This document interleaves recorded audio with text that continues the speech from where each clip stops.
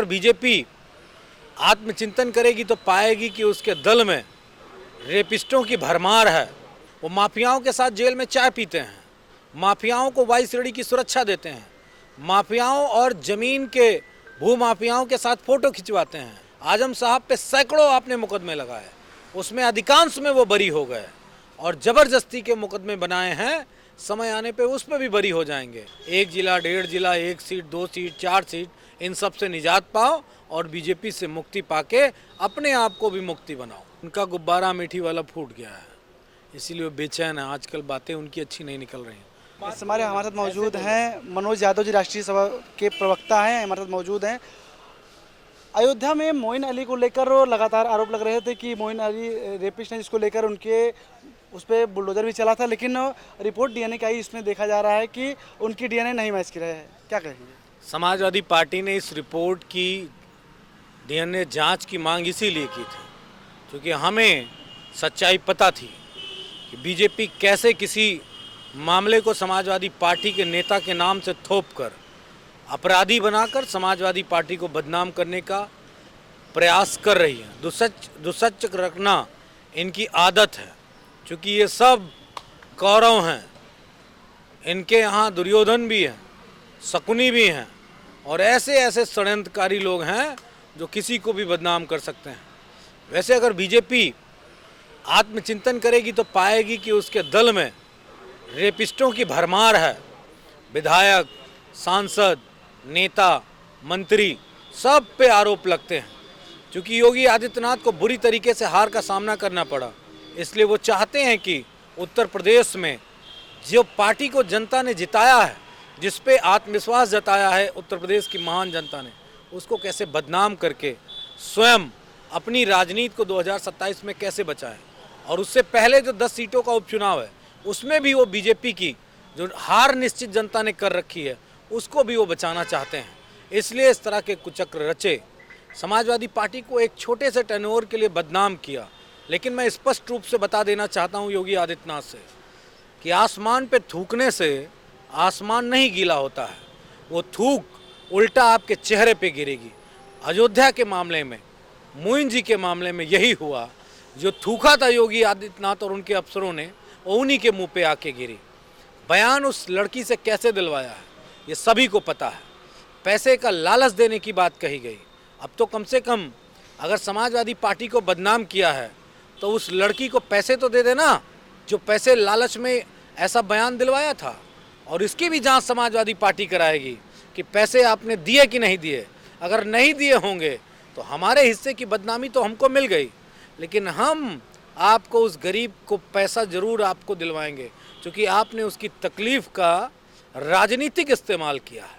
योगी आदित्यनाथ जी इस बात को याद रखिएगा। आप तो महंत हैं, एक मठ के मठाधीश हैं। एक बात याद रखिएगा हमेशा, राजनीति अपनी जगह है। राजनीति में भी कुछ कृत्य होते हैं जो पाप पुण्य की श्रेणी में चले जाते हैं, और आप जो कर रहे हैं वो पाप की श्रेणी में आता है। आपके हिस्से में इन 7.5-8 सालों में पाप ज़्यादा पहुंच गया है। प्रायश्चित करने का समय अगर कर लेंगे प्रायश्चित तो निश्चय ही आगे का जीवन हो सकता है बेहतर हो, नहीं फिर जेल भी जाएंगे और जो राजनीति कर रहे हैं उससे उलट आप ही बदनाम होंगे, क्योंकि आपके मठ में पैसा बहुत पहुंच गया है। ये बात भी आम जनता को पता चल गई है। बीजेपी ये भी आरोप लगा रही है कि जो जितना बड़ा अपराधी है वो उतना बड़ा ही समाजवादी है। आप लोग बीजेपी को ठहरा रहे हैं बुरा। समाजवादी इस बात से नहीं डरते हैं कि आपके कहने से हम अपराधी हो जाएंगे। न्यायपालिका तय करती है। मौजूदा मुख्यमंत्री उत्तर प्रदेश के खुद तय करते हैं कौन अपराधी है और कौन नहीं है। वो माफियाओं के साथ जेल में चाय पीते हैं, माफियाओं को वाई श्रेणी की सुरक्षा देते हैं, माफियाओं और ज़मीन के भू माफियाओं के साथ फ़ोटो खिंचवाते हैं।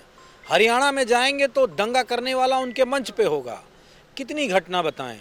और दूसरे का मैं उदाहरण दूं, खुद पे कितने मुकदमे हैं, खुद कितने बड़े माफिया आप हैं, इसका भी तो आकलन होना चाहिए। आप शुक्र मनाइए हमारे नेता आदरणीय अखिलेश यादव जी का, अपनी सरकार में उन्होंने आपकी फाइल नहीं खोली थी। अगर वो मुकदमे खुल जाते ढंग से और उन पर दोबारा से कार्रवाई शुरू हो जाती तो आप शायद मुख्यमंत्री नहीं जेल में होते। लेकिन आप समाजवादियों को बदनाम करके अगर अपराध की श्रेणी में रखना चाहते हो कि समाजवादी अपराधी हैं, तो आप क्या घंटा बजाने के लिए मुख्यमंत्री बने बैठे हो? और जिनको फंसा रहे हो वो बात को बाइज्जत बरी हो जा रहे हैं। आजम साहब पे सैकड़ों आपने मुकदमे लगाए, उसमें अधिकांश में वो बरी हो गए, और ज़बरदस्ती के मुकदमे बनाए हैं, समय आने पे उस पर भी बरी हो जाएंगे। और माननीय न्यायपालिका ने भी आप पे समय समय पे आपको आईना दिखाया है कि आप ये काम ना करो, ये गैर कानूनी है। वैसे आपको ये समझ में नहीं आएगा, आपकी प्रवृत्ति जो है वो आपराधिक है और आपकी सोच जो है वो तानाशाही वाली है। इसी वजह से आप इस तरह के कृत्य रोज करते हो। वैसे आपका सर्टिफिकेट समाजवादियों को आवश्यकता नहीं है। बीजेपी ने एक बार फिर से कहा है कि 10 अक्टूबर तक पूरी सड़क को फिर से गड्ढा मुक्त करने जा रही है, क्या कहेंगे? ये और इनके गड्ढे, इससे ईश्वर भी नहीं बच पाएगा। हर दिन गड्ढे, हर साल गड्ढे, गड्ढे में गड्ढे, इतने गड्ढे कि कार समा जाए, इतने गड्ढे कि पूरा ट्रक समा जाए। तो अब क्या बताएं, गड्ढों वाली सरकार से और गड्ढे वाले नेता, ये मुझे नहीं लगता है कि इस तरह के बयान देके अपने आप को जनता को उलझाए रखेंगे। ना तो कुछ कर पाए और ना कुछ ठोस किया है, और ना उम्मीद करिएगा। सिर्फ लूटने आए थे, पहले गुजराती लूट रहे थे, अब गोरखपुर वाले लूट रहे हैं। बीजेपी के नेता कह रहे हैं कि एक जिले के नेता 1.5 जिले की पार्टी और पूरे देश में बार्गेनिंग कर रहे हैं। इसको आप क्या कहेंगे, किस तरह से देखते वो हैं? जिसको कह रहे हैं उनको अपने आत्मसम्मान का ध्यान रखना चाहिए।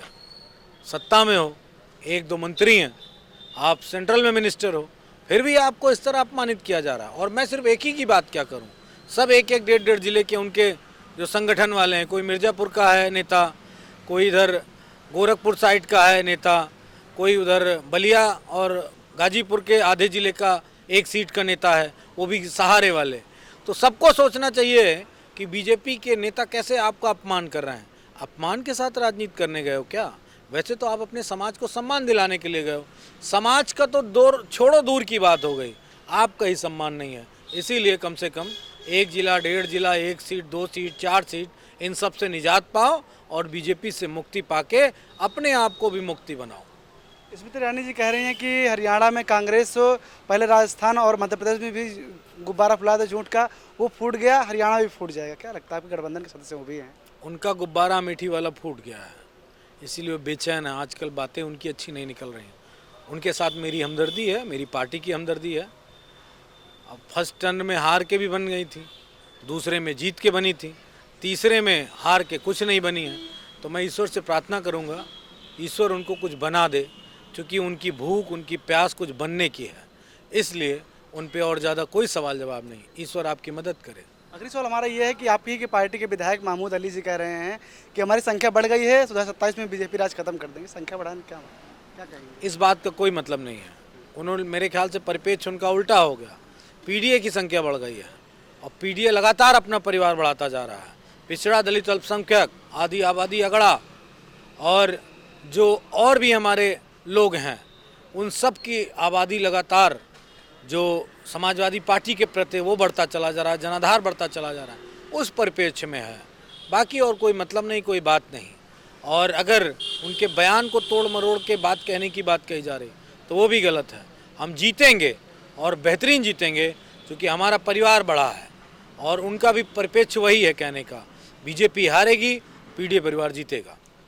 तो ये थे हमारे साथ तो मनोज यादव जी, जिन्होंने बताया कि ये जो अयोध्या वाले मामले पे लेकर कहीं ना कहीं सपा नेता मोइन अली को बदनाम किया, इस साथ ही पार्टी को बदनाम करने के किया गया। वहीं बात करते हैं हरियाणा चुनाव को लेकर, कहा कि इस बार भारत कांग्रेस जीतेगी और सरकार बनेगी। तब तक के लिए बने रहिए। कैमरामैन मेरा के साथ नवीन यादव, # भारत लखनऊ।